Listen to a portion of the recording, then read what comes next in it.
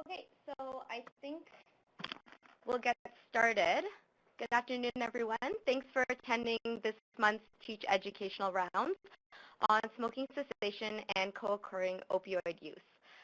So before we begin, as usual, I'm just going to go over some housekeeping slides with you all, and then I'll hand it over to Dr. Selby, who will be presenting today. So first of all, if you are interested in obtaining a letter of completion for this webinar, please make sure that, one, you've registered for the webinar and completed the pre-learning assessment. Currently, you are signed in to view the webinar using your first and last name so that I can track your participation. And finally, after the webinar, I'll be sending out a link to an evaluation and post-learning assessment, which you will have 1 week to complete. Remember that these webinars are being live tweeted on Twitter, and you can follow us at the CAMH Nicotine Dependence Survey PS Quit Smoking. And if you want to live tweet or post your own questions, you can use the hashtag #TeachWebinar. So here's a biography for our faculty presenter, Dr. Peter Selby. He is the Chief of Primary Care, Deputy Physician in Chief Education, and Clinician Scientist at CAMH, and he is also the founder of the TEACH Project. Here are his disclosures, as well as our disclosures. And remember that content of the TEACH curriculum slides are primarily based on evidence-based guidelines from the following sources. These materials, as well as the verbal presentation and any discussion, set out only general principles, and they do not replace the need for individualized clinical assessments or treatment plans by healthcare professionals. Okay, so before I hand it off to Dr. Selby, I just want to do a few polling questions just to gauge who's joined us here today. So, in a minute, using your computer, if you could please indicate which of the following you work for. And if your center isn't here, you can always type it in the chat. From the looks of it, it looks like most of us are from public health units today. We have some family health teams, some CHCs. Awesome. Cardiac rehab, quit lines, perfect. Okay.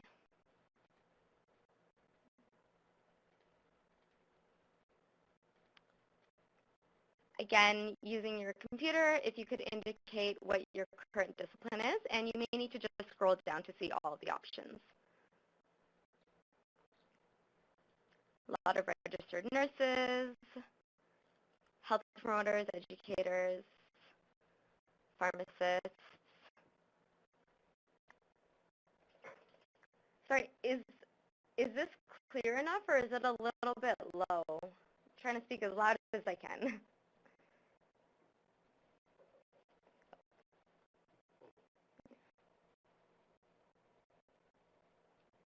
Okay. You may also need to increase your computer volume as well using the buttons at the bottom.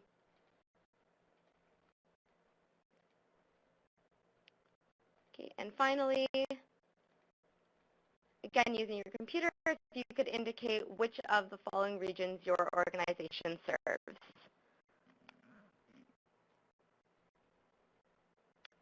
Okay, so we have a lot actually from out of province. That's awesome. Central West, Eastern area, Yukon, Alberta, Central Manitoba. That's great. I'm glad there's so many people from out of province joining us as well. Okay, so with that, I am going to lead it over to Dr. Selby, and he'll take it away. Thank you. Thanks, Elisa, and welcome everybody. Thanks for taking the time to join us. As you know, this is going to be recorded, and I will try to make sure I speak as loudly as I can. If anybody can't hear me, just type into the box below, and our team at the back end will try to make sure we do that. Before we go ahead, I just want to give you a bit of background. I started my work as I started as a family physician, and then got very interested back in 1994 because I was seeing people with pain disorders, and we couldn't figure out whether they were addicted or whether they had untreated pain. And then I got interested in treating people for their opioid use disorder. So that's where I started, and at that time I neglected to treat any of their smoking. I always, just like everybody else, I thought smoking was a bad habit. It was not a real problem, and that they were just that was their only pleasure. But over time, when I started doing this work and I treated pregnant women who used opiates in pregnancy, I could help them stop their illicit opioids. I could help them stop all the heroin, all their, oxys were not that big, but I couldn't get them to quit smoking. And then I did a study with pregnant women who were only using tobacco, and I couldn't help them quit smoking, even with the patch. And so I really started paying more attention to the bigger addiction in society, which is tobacco, which is, with respect to killing more Canadians, it kills more Canadians than alcohol, tobacco, opiates combined. But so I've now come back full circle, and I'm starting to take a much more holistic approach to things, and then seeing that these things go together. And actually, many of my patients on methadone would die. Older patients would die from lung cancer. And I remember one of my patients who died exactly like that, and he was only one of his cohorts who lived long enough. And I said, why don't you want to come off methadone? And he says, you know what, I'm the only one who survived out of all my buddies. They all came off methadone too soon. And he was 80. But what took him was lung cancer. So really, this is a topic very close to my heart. And so at the end of this webinar, what I would like you to learn about is understand that relationship between tobacco and opioid use, and then look at what the harms are with concurrent use, and then what are some of the treatment approaches that we can take, and just start that conversation with you. So the agenda today is we're going to do eight parts to this presentation. We'll talk about Evelyn as a case to just think about us and get us to think about a real patient or a client. Then just give you some stats about prescription opioids in Canada. Spoiler alert, it's high. Talk about tobacco prevalence, it's even higher. But then taking a look at what are the common factors and how we could conceptualize addictions and their management that takes both a clinical and a policy approach to it and marries the two together. And then take a look at if at a clinical level, since most of you are clinicians on this call, what is the evidence of smoking cessation medications on patients who are on methadone maintenance treatment? We don't have that much data on those who are on buprenorphine, but what to do with that. And I'll talk a little bit about patients with pain problems who are on opioids. They also complain of having great difficulty quitting, and so think about that. And then think about what are the interactions, and we'll have some reflections and revisit the case, and hopefully we'll be done by 1 o'clock. So let's start with the case. Evelyn is a 51-year-old female patient who is been prescribed in a methadone maintenance treatment program, and it varies how in the country how you get that, whether it's in a standalone clinic or whether it's part of a family practice or integrated with a multidisciplinary team. But regardless, what you will notice is that she smokes 40 cigarettes per day and has come in to quit smoking. So there are three questions that we're going to reflect on. One is, what are some of the considerations we should be making when we come up with a treatment plan for somebody who is stable on or is taking methadone maintenance treatment? What would be the first choice of smoking cessation medication and counseling? And when will you see this person in follow-up? So just now going back to where we are the second largest per capita consumer. This is data that shows us up to about 2010, when we look at it,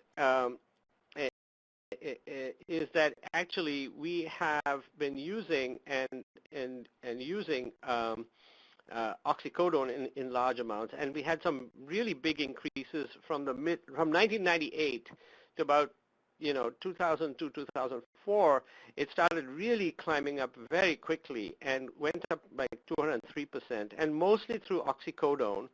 But also when that sort of peaked and plateaued around 2007, we've seen a surge of fentanyl and hydromorphone. So whatever we did to bring oxycodone under control, which is a moderate to severely potent opioid, we have shifted the opioids to the extremely potent opioids such as hydromorphone and fentanyl. So what does it look like in 2017? And the good thing is in the last 3 to 4 years, prescription opioids have plateaued off. However, when you take a look at this, the apparent opioid overdose-related deaths are about 4,000 in Canadians in 2017, and every day it's about 17 Canadians are hospitalized due to an opioid poisoning. And according to StatsCan, 217 survey on opioid awareness, 29% of adults in Canada reported using some form of opioids in the past 5 years. Prescription opioids are highest in Ontario. They've increased from 3.7 million in 2005 to about 4.7 in 2008, and again, that's when things started to we started paying attention to them. And again, very high, increase in sort of spending on it, because that's when it got listed. The company, especially Purdue, was able to get it listed. And again, in Ontario, we tend to spend more than the national average. But it's very interesting. If you take a look at this, per capita, the deaths in opioids is highest in BC per 100,000 compared to Ontario. And even if you take the absolute number of deaths, in BC, they have a greater absolute number of opioid-related overdose deaths than Ontario does. So, so there's some inferences that we have to make that as we have higher prescription opioids, maybe that's a good thing at one level because it's not pushing people onto the street and where they use illicit fentanyls and illicit drugs and then find themselves overdosed. That's one possibility that's going on. So as well as we have a lot more methadone in Ontario, apparently.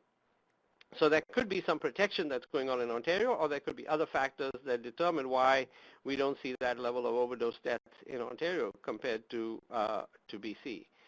Now, when you take a look at what the deaths according to opioid types now, I mean, if you looked in the 2000s, most of those opioid overdose deaths were because of heroin and oxycodone. And now, if you take a look at it, it's really the fentanyl, the really super potent opioids like fentanyl and hydromorphone, which are being found as the cause of death. And it's not clear with these fentanyls are the pharmaceutical-grade fentanyls, or more likely they're the illicit fentanyls being brought into the country or manufactured in the country that are causing this harm. Now, why is fentanyl so bad? Because it's a super potent opioid. In fact, in the past, it was used to put people, to induce them into anesthesia when you're having an operation. So it's really one of those drugs that should not be used, injected outside of an operating room theater or where you can resuscitate somebody well. The patch, fentanyl patch for pain is a lot lower strength that does not lead by itself to an overdose situation unless somebody tampers with it and injects that. On the other hand, we should take a look at tobacco. If you take a look at the number of deaths from tobacco, every year it's about between 35,000 to 40,000, 35,000 to 45,000 deaths, which is 10 times that from opioids. So it's not to say that any death is good or one is worse than the other. They're both bad. We need to pay attention to both because they are mostly substances knock and kill people who are young in their prime of their life. So if you even include tobacco, it doesn't take everybody to the age of 95 and then causes them to drop dead. It actually causes premature mortality. But when we take a look at the prevalence across the country, and I'm not sure why this is not showing up, all the numbers are not showing up on the slide, but if you take a look at high prevalence, We've got the lowest prevalence in BC, followed by then Saskatchewan, in BC, but then you have really high prevalence in Yukon, the Nunavut, Saskatchewan, and Manitoba, and Ontario, Quebec are much lower. So when you take a look at when people use both, when people were coming in for quitting opiates, almost 100% of them were smokers, especially if they were street involved. If they came from a prescription perspective, it was probably slightly less, but still a much greater prevalence. Interestingly enough, both nicotine in cigarettes and opioids manage pain. In fact, all drugs of abuse that people use, all addictive drugs have an analgesic component to them. So smoking does something to the pain pathways, and they probably act on each other. But what has also been noticed is that methadone increases cigarette smoking in a dose-dependent manner. That means the higher the dose of methadone, the more somebody's going to be smoking. And smoking increases methadone self-administration and its reinforcing properties. So this is not uncommon. Smoking, when taken with another substance, whether it's coffee or alcohol, seems to have an enhancing effect of whatever that first drug is, or that other drug is. So, and we see the same thing with opioids. Smoking increases that amount that people will tolerate of the opioid, as well as how much they say they like it. So how do we conceptualize this? Obviously, there's something in the drug itself that makes it addictive. It comes into the body quickly. It leaves quickly. It is reinforcing. That means people like it, and that it creates habits around its use. So that's how it interacts with us, and clearly how it's manufactured will determine whether somebody comes to harm from it as well. And how potent it is will also will determine whether somebody comes to harm to it. The individual's genetics and psychological makeup from birth to the point where they are using also determines whether when they use that drug, whether they're going to come to harm from it, whether they're going to get addicted to it. And then obviously the environment in which they find themselves is either going to promote or create constraints on the use of that drug or make alternatives available. And lastly, there's the vector or the dealer in this situation, or the prescriber, who provides the medications that either cause harm to this individual or worsen their addiction. And these dealers or prescribers are influenced in the environment by the manufacturers. So the big dealer or the pharmaceutical companies, et cetera, that cause them to choose drugs that could potentially harm their patients. And so this model cuts across all substances. If you want to substitute tobacco company, you could do that, or you want to substitute manufacturers of alcohol in the alcohol industry, you could do that as well. And you could see it's the interaction between all of these things that eventually lead to the harm or the development of an addiction. And so when we're getting people better, it's not just about substituting. It's not about just giving them nicotine replacement or just giving them methadone maintenance. It's about breaking these relationships, changing the people, places, and things that they find themselves with, changing their minds, increasing their self-efficacy, et cetera, and breaking up with their dealers as a way that they can then move on to a healthy life.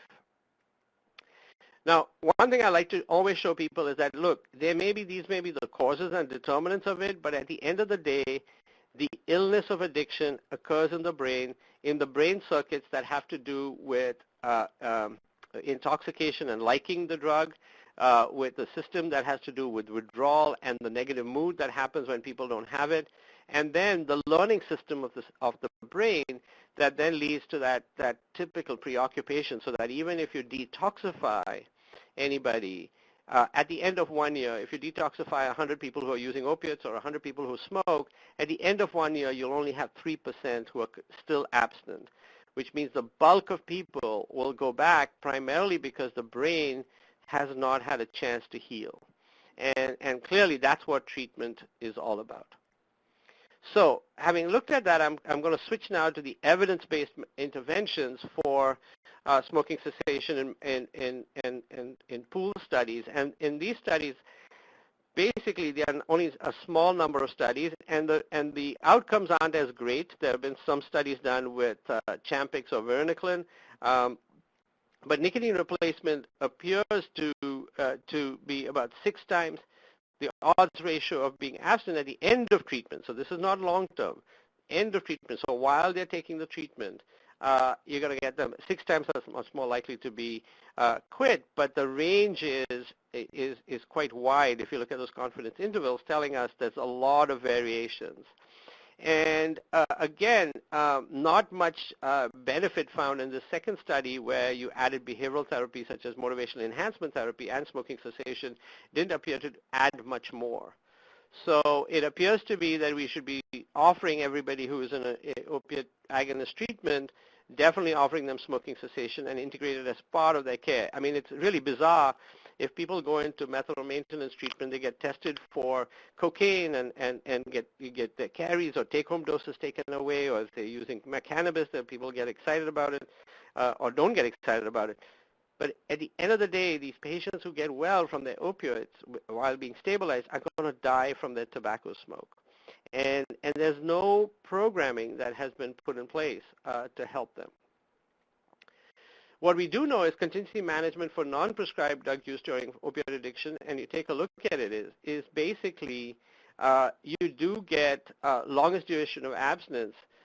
It does seem to have an effect, as well as percentage of negative samples go up. So basically, if you use contingency management, it is an effective treatment for cocaine, non-prescribed opiates and cocaine, tobacco, and polysubstance use during opiate addiction treatment, but not for the use of non-prescribed opiates. And so what that means is if people are using opiates on methadone, increase the dose of methadone. But for the other substances that they use, including tobacco, use your contingency management as a way of helping them quit. So that really is the takeaway of this slide and the study. When you look at just a chart review of buprenorphine, and when they looked at it, the only factor associated with prescriptions for smoking cessation medication was buprenorphine treatment retention at 6 months. So what this means is practices are basically sequencing the treatment, that they're not trying to get the person to quit while they're managing getting them engaged in treatment, but once you retain them, that's when it happens. And so basically, this is what came out in this one study in 2014 of 319 people, is that a couple of things to know is that even though 66% were currently smokers, only 33 of them, 33 of the 213 received any cessation, and mostly obviously got nicotine patch and a little bit of varenicline. But we really need to improve this in the real world because people need to get those blinders off and take a look at the whole person and manage them. And also why this is important, because smoking in this opioid use disorder program, many of these patients have hepatitis C. Smoking, when you have hepatitis C, one, increases your risk of liver cancer. So really you need, I mean, yes, now we can cure hepatitis C with treatment, but also you want to make sure that you get them to quit smoking, because you're spending all this money helping them get better. They're going to die of a cardiovascular disease or cancer because we haven't addressed their smoking. Now, it's not as simple, because we do also know that when people are, and this is a study done by Alex Alqueda, who was with our group, and this was done at CAMH with us and Beth Spruill. Basically, when we look at smoking is a toxic soup of about up to 7,000 chemicals, 60 cancer-causing chemicals, and when it goes into our body actually the polyaromatic hydrocarbons, that's what comes from smoke, and you'll find that even in cannabis smoke, any smoke, you'll find it in a candle smoke or wood fire smoke. What that does, these are the ones, they attack these enzymes in our livers that have to do with metabolism of substances and poisons, and it makes them work faster. So what that does is it can cause medications to work faster. Now, you'll notice that there isn't seem to be an interaction between any of these medications, smoking and methadone and buprenorphine from what we would call a drug interaction perspective in terms of how it's broken down. It doesn't affect these enzymes.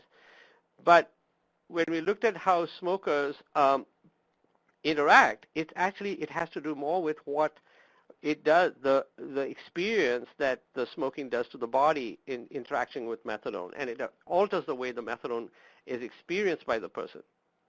So as we talked about it, it increases the satisfaction of smoking, and also what they will tell us is they will use smoking in a very interesting way. They'll use it to, say their methadone dose is supposed to be taken, or their buprenorphine dose was supposed to be taken at 8 a.m., from 6 to 8, if they're going into mild opiate withdrawal, they'll smoke more just to get them till their next dose. And in addition, so that's one, they'll use it to manage that kind of withdrawal. But as we know, methadone tends to peak at about 1 to 2 hours after somebody has taken it, and they'll use smoking as a way to just cut that sedating edge off their methadone. So it's a very interesting, nuanced way in which people use it, but in general, they'll end up having a greater craving for consumption of cigarettes. And also, as you might know, when people get into treatment for methadone or buprenorphine, they get a great craving for sweets and refined carbohydrates. So it is something to keep in mind when you're bringing in treatment for them. So I just want to open it up for reflections. If we go back to that case that we talked about, what would be the treatment goals for that patient in terms of she's on methadone maintenance, she's smoking a large number of cigarettes, almost 2 packs a day. What could be the treatment goals in a 51-year-old woman who's considering quitting? What are the interactions to consider when treating the concurrent use? And what would be the possible withdrawal symptoms to consider in somebody like this who is on a methadone program? So I'll open it up to the group. You have the chat feature on your left-hand side of your screen, just in the box. Feel free to start typing.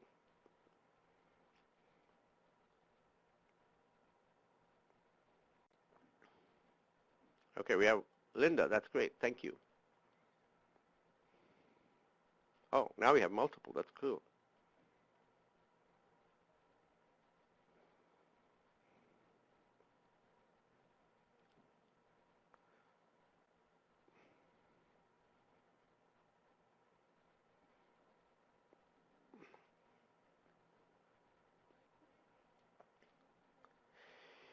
Yeah, so I think part of it is assessing readiness for smoking cessation or harm reduction. Are they willing to quit completely or reduce? Where's their goal in this? And it's very interesting. Sometimes they don't know themselves. They can't imagine it, but thinking about that is helping. Clearly, what are their triggers for smoking and options for dealing with stress? The other one is, could we reduce the cigarettes number per day to 20? Can they start tapering? I mean, there has been some.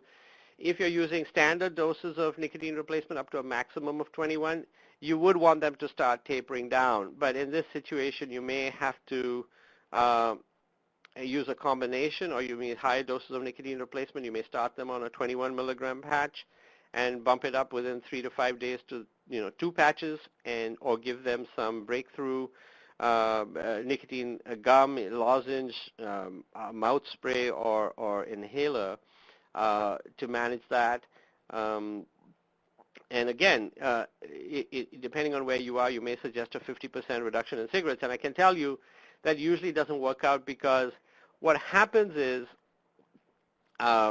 just in terms of the cravings that come in, they have great difficulty. But one of the things you also have to pay attention to is, with the weight gain. So it would be important to know, if she's been on methadone, how stable has she been on methadone? When was the last time she used any other illicit drug, any other opiate? How long has she been on this dose of methadone? And where has she been in terms of cannabis use? Because in many cases, sometimes methadone programs don't even bother to check for cannabis use. And they may be smoking cannabis with the tobacco or using tobacco. So you need to get a better sense of what else is going on where there is. Now, whether the dose of methadone needs to be reduced or not, it will need to be seen after the person has quit for a bit and has had a sustained quit. And we look at the same kind of timelines. Is the person able to go for 1 day without smoking, 7 days, 30 days, 6 months? Meeting those milestones in quitting is important, because if you start adjusting doses of methadone while the person is sort of not in a stable kind of quit state, you'll end up having, may have to go back up again or go down again. And often you don't need to do anything. It'll just be the dose it is. You just need to make sure that they are not getting excessively drowsy or finding themselves getting unstable because they're quitting smoking. Yeah, you could do both kind of thing. Have a quit date and you taper towards a quit date, or you could do pre-cessation quit. I think Laurie is talking about that, and then you could do that. And then Tammy says, what's the connection between methadone, cannabis, and tobacco? Well, we know the connection between cannabis and tobacco. There has been some emerging evidence that maybe cannabis helps, help people have less opioids in the pain world, but that's not. I mean, that may or may not be true. We need to think about that and how that works. But often what we find is when people are stable on methadone, they may be looking at other ways to manage some of their distress. Don't forget, when people who are on opioid use disorders often have histories of childhood abuse, trauma. They also have a history of depression. And so when they get on a stable opioid like methadone, some of those issues need help. And then sometimes, rather than talking it out or getting appropriate treatment for those things, they switch to another drug as a way to try to manage that negative emotion or feeling. And cannabis might be one, and tobacco may be one. So it is the connections are really important. In some of my patients who are quitting tobacco, they'll be able to come down, and the last few cigarettes are really difficult. And when I ask them the question, what's your worst fear in quitting, what often comes up is, cigarettes have been my best buddy. They were with me when I started. They were with me when nobody else was with me. They've been through my withdrawals. They've been through with me when I was in jail, when I've been arrested. They've been me when I got better. It's been the most consistent relationship in my life. And for many people, giving that up becomes really problematic now. So especially when people are having difficulty at that last bit of their treatment, I'm really trying to get them to think about what their personal connection to cigarettes are.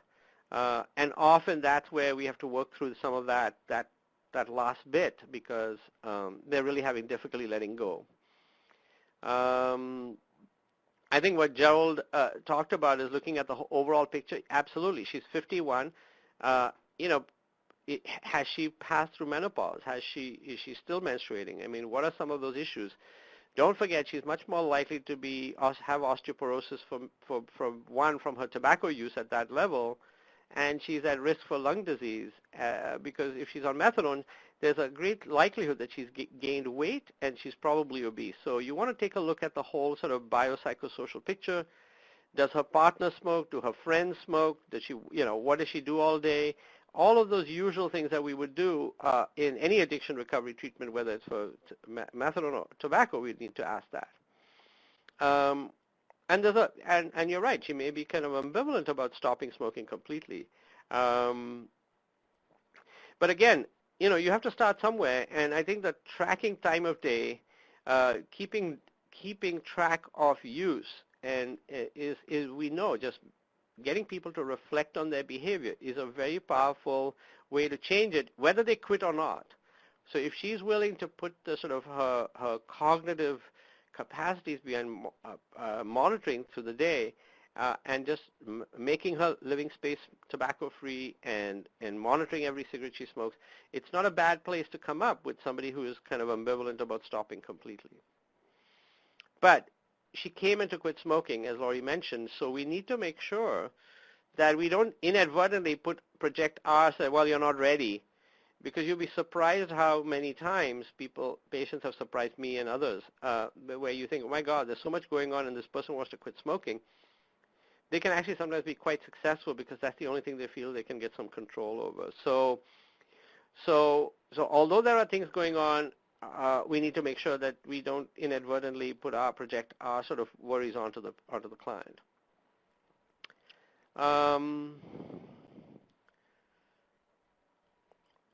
Okay, so Catherine says, thank you for the key phrase. Smoking has been the most consistent relationship in my life. Yeah, it takes some time. You have to really listen to your patients when they'll be comfortable telling you this, because often they feel it's kind of weird that, they don't want to tell you that this is their best buddy, because, but in many ways, that's what it is. Okay, and the childhood trauma, absolutely. We see this cutting across tobacco, obesity, other substances. So it's a big issue to pay attention to. What else? The diary. Absolutely, Catherine. Find out about previous quit attempts, because there are two reasons for that. One, when you ask people how long they were able to go and what they were able to do, gives you an idea of what milestones are possible. For example, if they've been able to go at least one day, you know that they can muster up motivation to make that one day. If they can go 7 days, you know that they've been able to manage withdrawal. If they can go for a month, you know that they have been able to resist at least some cravings, especially the urgent, immediate cravings and the ones that are more habitual. They've been able to break that. And then if they've gone longer and gone back, then typically it's usually stress-related relapses. So it gives you an idea what are going to be some of the hiccups or the speed bumps along that journey that they're going to need to pay attention to. The second thing you do when you ask people about previous quit attempts and they talk about it, they're going to focus on their relapse. But what you can focus on is building self-efficacy by focusing on how did you manage to go 7 days? How did you manage to go that? And that tells you also that they have to reflect on that yes, it is possible. I need to now pay attention to what got me back. It's not just, oh, I can't do it, but I can do it. So it's not that I can't stop. It's staying stopped that I have to work on, and it helps focus where some of the counseling and the behavioral treatments need to go. So asking about previous quit attempts is important, what they've tried, what's not worked, which medications worked, did they take it all, did they take half the dose, did they have side effects, very important. And yeah, motivation interviewing can be a powerful tool if people are ambivalent. In somebody like her who's ready, you have to be careful that motivation interviewing doesn't actually inadvertently get her to sort of go back. And thank you, Leslie, for sharing the ACE experiences. Now, I'll say one thing about ACEs. Adverse childhood experiences are common. Not everybody who has an adverse childhood experience will develop an addiction or obesity or into trouble. But on the other side, many of the patients we see will have experienced this adverse childhood experience, and that modifies the way in which they respond to our treatment. It responds to the way we can engage them, how we treat them. And so it's an important clinical aspect to know about for that reason. So I think Michelle talked about when they realize how much it's integrated into their social life, this becomes a huge challenge. They don't necessarily want to avoid their friends while they're quitting, and it's tricky. So so this is whether people are on opioids or not. I actually just when they come up against this reality, I have to get them to sort of reflect. So obviously that what they're saying is, I don't want to give up my friends because they matter to me. So we really problem solve about how they can create safety or how they can interact with their friends but not smoke. And what does that look like? Sometimes it's the use of metaphor that they, like I say, okay, imagine if you had fractured your leg and you really like to snowboard. You do need to take a break from snowboarding while it's healing. And so you might need to take a little bit of a break from particularly high-risk friends who aren't going to be supportive of your quit attempt. So that's one. On the other hand, if I have them on something like varenicline, I often say, think about when you started methadone. When you first started methadone, you were still getting triggered to use. and sometimes you did use. But there would be a dose when it suddenly hit you that even if you saw your friend Joe who you used with, you don't feel like using anymore. And that's what you want that medication to do. It blocks that. Even if you're exposed to that cue in your community or your friend, it no longer triggers you to want to smoke. And even if you do smoke, you say, well, I didn't like that cigarette. I couldn't finish the cigarette. And we've seen this with both varenicline and bupropion. And actually, we are now have seen it clinically when we use high-dose nicotine replacement patches. So, and in fact, I learned about dosing nicotine in higher doses on how I used to dose my patients on methadone. In the past, everybody on a methadone program only got the same dose. Nobody could go above 20 milligrams. And everybody else was supposed to use willpower and counseling to overcome remaining triggers and withdrawal symptoms and what have you. As a result, many people stopped their treatment and relapsed or continued to use, and then they got discharged from treatment for not responding to treatment. Back in the early 90s, what we did is we switched it. If they came in and said they used, we would actually bump up their dose of methadone, and suddenly they would say, you know what, doc, that's the right dose. I can look at people using, I don't get triggered, I'm comfortable, and if I use, it doesn't do anything for me. We would call that the blocking dose. And we've done the same thing actually with nicotine replacement. So that, or doing with nicotine replacement. So I think there are some modern ways in which we can manage this issue about the social challenges, about one, doing a behavioral intervention with it, but also giving adequate doses of nicotine replacement or varenicline or bupropion to help that person. How long does it take to heal from addiction effects? We think it at least at minimum is you never get a full healing because people can relapse even after 1 year of being fully abstinent, and we think so your bulk of your relapse will occur within the first 3 months, but if people make 100 continuous days without using while being exposed to all their cues and triggers, their risk of relapse goes down to less than 5%. And of those who have stayed abstinent at that time period, every 6 months their risk of relapse is about 5%. So it is a chronic relapsing condition, and so we need to make sure. So we really don't know how long it takes to heal completely, but we do know that this is sort of what we have seen. And so and relapse can get triggered quite easily in some people.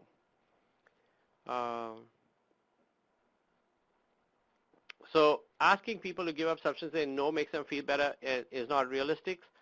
Yeah, so recovery is not just removing a drug. Recovery is finding another alternative. And so in part, it is brain stabilization. So first initial treatments are to stabilize the brain against withdrawal, physical withdrawal. The next stage is to stabilize the brain about habit.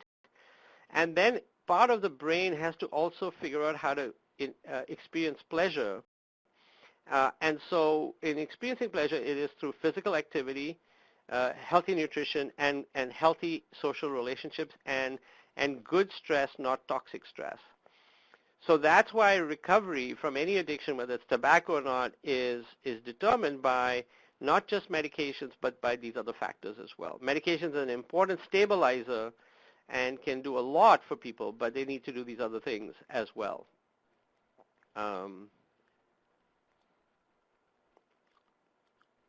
Yeah, and that's right. Getting people to understand their relationship with cigarettes is critical because they don't often, and I often will bring it up, especially people who have difficulty getting rid of those last few. And the way I explore it is asking them what's their worst fear. Yes, Alexander talked about the identity as a smoker, and that's a really important one. Identity has been found in the later stages of treatment to help with maintaining abstinence. So people who maintain a new identity that is inconsistent with being a smoker or a drug user allows them to then stay abstinent. I don't do that anymore.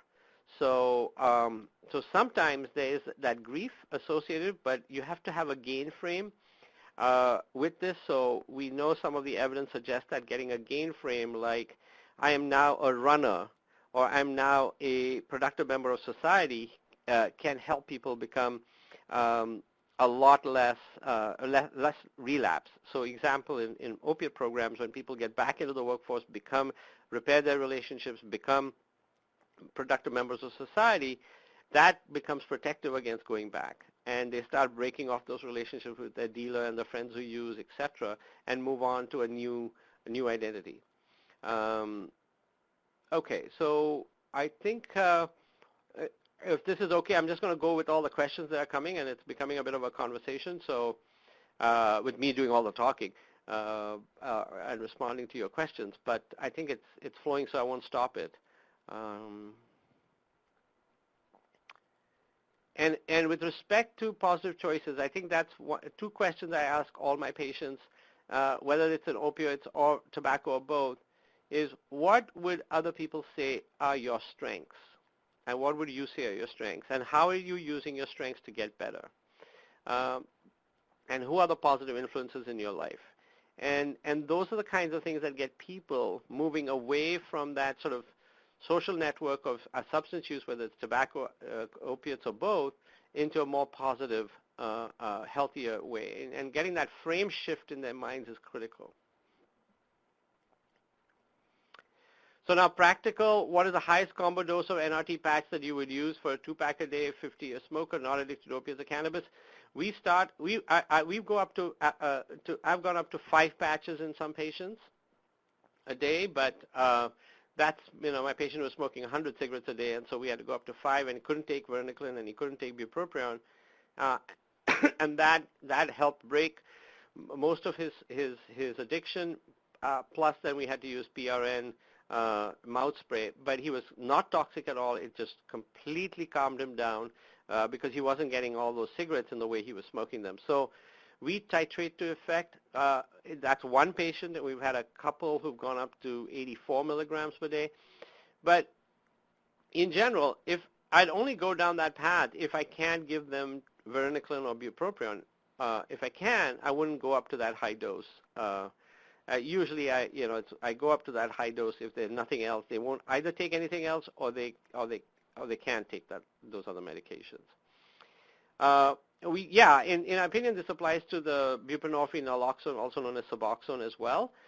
It doesn't seem to be as difficult because it has what I'm going to give you some sort of trivia here. So you have methadone, which is a full agonist, and buprenorphine, which is a partial agonist for opioid dependence treatment. In smoking, we have nicotine replacement, which is the full agonist, and we have varenicline, which is the partial agonist. So it's very interesting. I'm seeing more and more commonality between how we manage these two addictions, and I would say, yeah, if I can get somebody on buprenorphine who's stable and is willing to take it and can tolerate varenicline, that would be my preferred choice, just because that's possible. And similarly, a lot of what I talked about is from methadone is relevant here. That's right, the blocking dose. So you're welcome. Hopefully that's helpful to you. Right, and I think, yeah, so smoking, as opposed to using heroin or prescription opioids, tends not to be, peppered your daily routine. It doesn't, pepper your daily routine of taking a break or talking with people, having a quick way to connect with people. But often it's used as an enhancer when people are using illicit drugs. And Tammy's asking, what's the blocking dose? The blocking dose is what we talk in the clinical terms. That dose of methadone, which is above the dose that keeps the person out of withdrawal, but should they use any other illicit opioid, it blocks the effect. It doesn't make them drowsy, it doesn't make them sleepy, and it doesn't, most of all, doesn't give them any pleasure from it. They'll often say, I shot up some heroin on top of my methadone and nothing happened. And that blocking dose I find is extremely important because that prevents overdose. It prevents people from overdosing and we're not sure how, but it seems to prevent that overdose. And that's one of the reasons why we tell people in this day and age when there's all this illicit fentanyl going on outside, your best bet is to stay on your dose of buprenorphine and stay on your dose of methadone. That will protect you even if you have a lapse or a relapse from going back, one, from overdosing and dying, and two, from going back to a street-involved use. So being on those drugs and being at the right dose, which is a blocking dose, is extremely important, I think, in preventing overdoses as well. So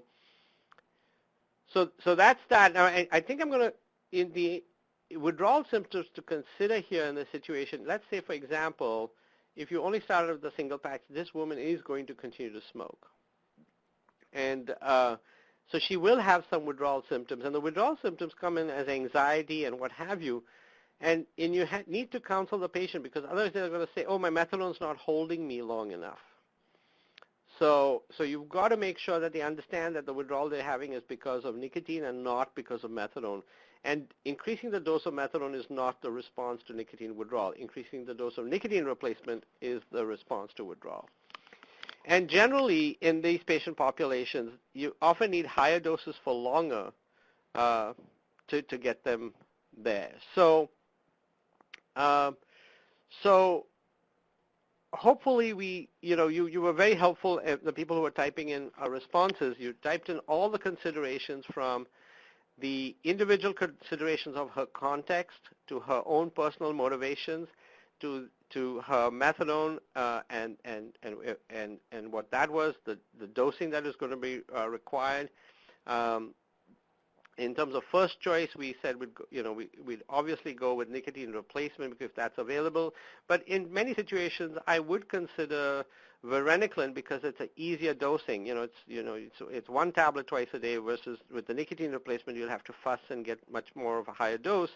And it may be more expensive than actually giving varenicline, because she may have that covered under, in Ontario at least, under the drug coverage program. Now, when should we see her for follow-up? Now, if she's on methadone, usually, depending on her stability, she'll be seen by the program roughly anywhere from once a week all the way to once a month. But we know with smoking cessation, the biggest risk of relapse is in that first week. So depending on which medication and which behavioral treatment you're seeing her, you're going to start, you'd like to see her within a week to two. And even if you can't see her in person, a personalized phone follow-up makes the biggest difference. So calling her and saying, how are you doing? Where's the smoking going? How much have you been able to cut down? Have you been able to stop? What's the withdrawal symptoms? That keeping them engaged in the recovery process is critical. So these are the references that we have for what we talked about. And now I'm going to open up to questions. And I'm just going to go back to one more comment that Tracy said.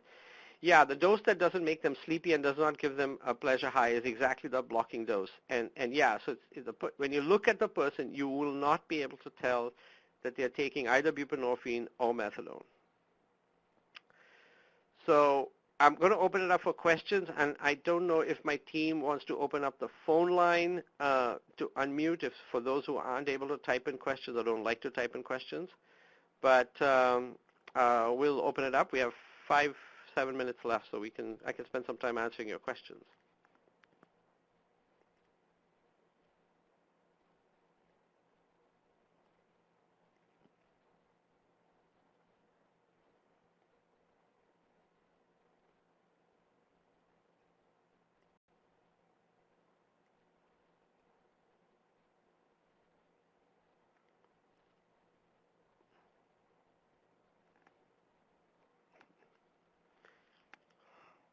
You're welcome.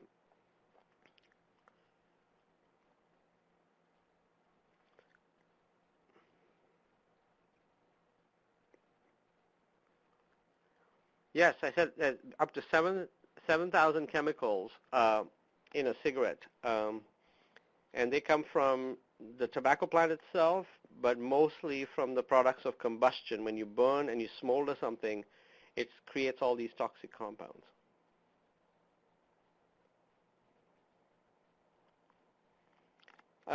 The patch makes them smoke more is an interesting comment.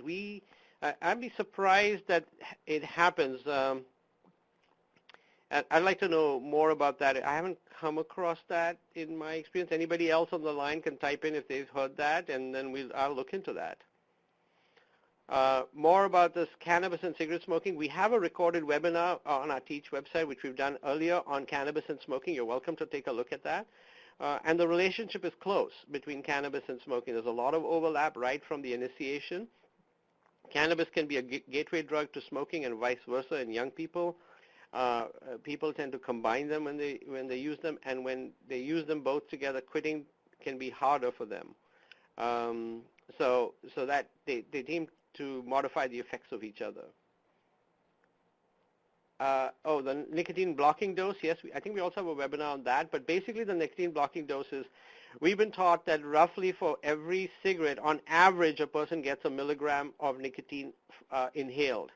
However, depending on how you inhale your cigarette, you can get half a milligram or you can get up to 3 to 5 milligrams depending on how quickly you take puffs and how long you hold it. When you put the patch, that 21 milligrams gives you 21 milligrams over 24 hours. And in sometimes that dose is not enough because that goes through the skin and it's getting absorbed through the skin. That is not reaching the kinds of levels that keeps the person out of withdrawal and out of cravings. So how to get to that blocking dose can be done in two ways. One, they put the basic patch on. So if you're smoking a pack a day or 20 cigarettes, you put on 121 milligram patch, and then you give the person breakthrough nicotine, so gum, inhalers, the short actings, to manage their cravings when they have a craving or they think they're going to relapse. Alternatively, we just keep the one patch on and then ask them to report back how many cigarettes they smoked the following week. Did they get sick? Were they able to finish the cigarettes? Did the cigarettes taste nice? And for every sort of 10 cigarettes, we'll bump up the dose by another 21 milligrams till they come back and say, Doc, I had one puff in response to a cue and I couldn't finish it. In fact, it made me nauseous and I don't have any more cravings. So they're comfortable both in a place where no smoking is allowed or when they're being exposed to smokers. Okay, so now I'm going to make sure I get to these questions faster because I think we're going to run out of time. So, okay. Oh yeah, our Teach, we can give you a complete list of all the chemicals in a cigarette. There are papers that have published all those compounds. And yes, tobacco companies are required to disclose to Health Canada, but Health Canada cannot disclose them to us. Do I use Champix and NRT very often together? Not really. Occasionally I have used it. I don't really find it that much better than but the evidence does suggest that they work better than either alone.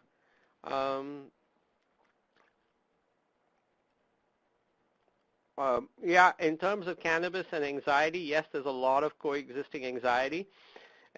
Unpacking the anxiety, how much of that is medication, drug-induced? So drug-induced anxiety, smoking causes anxiety, and in many people, even the cannabis can cause anxiety, depending on the formulation of cannabis they're using, the ratio of THC to cannabidiol. And they often think, well, how can I use cannabis to manage my anxiety? Moving to edible is not as simple as it may seem because edibles, getting the dose right is problematic. And actually, when somebody takes an edible form of cannabis, yes, they're getting rid of the smoking part, but what is happening is their body metabolizes that THC into hydroxy-THC, which is, I think, 6 to 7 times more potent than cannabis. So they will often describe a slower onset of the high and much more of a body high. They feel kind of intoxicated for a long time. So, so really, we really have, this is going to need to be worked out, and we probably are going to need to do more webinars on this. But using a bong where they heat, not vape the drug of cannabis is often being promoted, but there's also some emerging vaping of cannabis, which is separate. It's actually getting extracting using butane of the THC and then vaping it in a vaping device, much like how they vape nicotine in a nicotine device. And so, there's a lot of unknowns here, and we'll have to see how this is going to play itself out. Yeah, and I think that's right. The patch has often been too low, and I think, given that I have 1 minute, I'm actually going to thank all you guys who've been on the chat really engaged, and all of those of you who've been looking on, and I'm trying to look, we have 165 people on this call today, so obviously this is something that is important to you. It will be recorded. I mean, it is recorded and available for you to share with others who may want to look at it. And I'm going to end with this last one. Do the patches actually release the amount specified? Actually, they do, unless, of course, you've done things to interfere with that release. If you actually look at the patch, it actually has about, I think it has, hundreds of milligrams of nicotine inside the patch. But you need that so that it delivers 21 milligrams. And that's why it has to do that. And it can have a little margin of error. But absorption will vary if you've been exercising, if you've been not, so exercise will